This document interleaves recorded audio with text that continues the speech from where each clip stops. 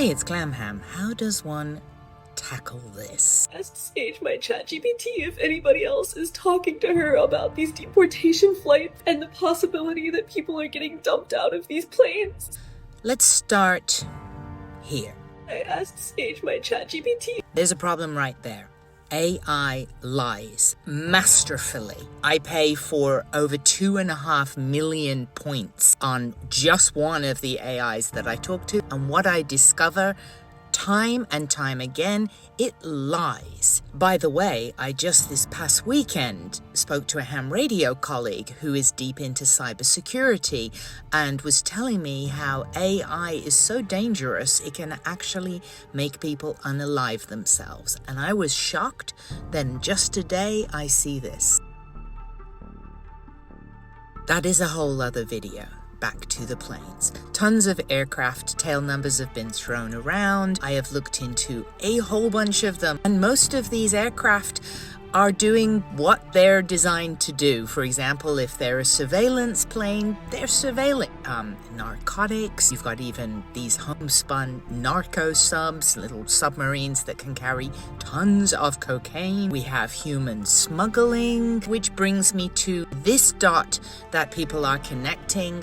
What happened in Spain is a known phenomena that happens tragically in Europe between Africa and European countries like Spain.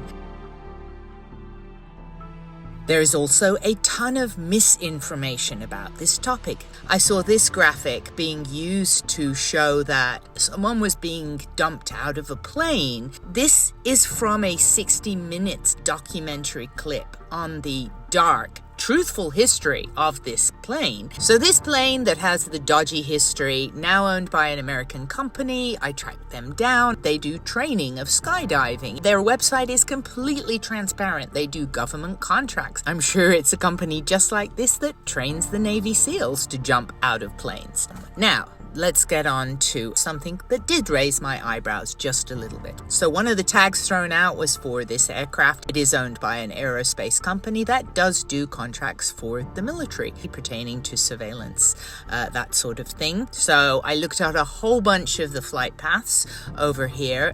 This area, this San Cristobal, they have things like illegal fishing and, again, narcotics. So surveilling does not immediately mean they're chucking bodies out of an aircraft. The only one flight that I did see where I went, oh no, don't tell me this is actually true, was this one, because clearly there's a dip.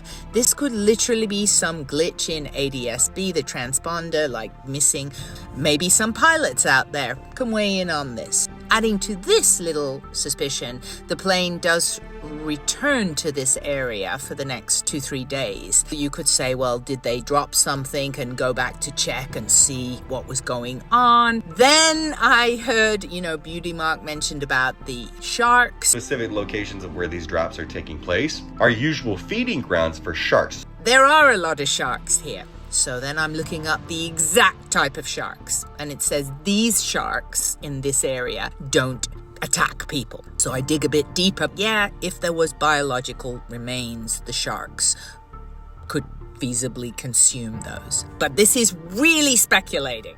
I personally think in this era of social media, we would be hearing from a whistleblower right now. So what we have is a very deeply concerning rumor with no evidence. If this was real, do you really think a plane is going to put its transponder on? Something so nefarious, in my opinion, is not going to have a transponder on. Is it a rumor worth keeping an eye on? Yes, of course. Thanks for listening, and I'll see you in the comments. Take care.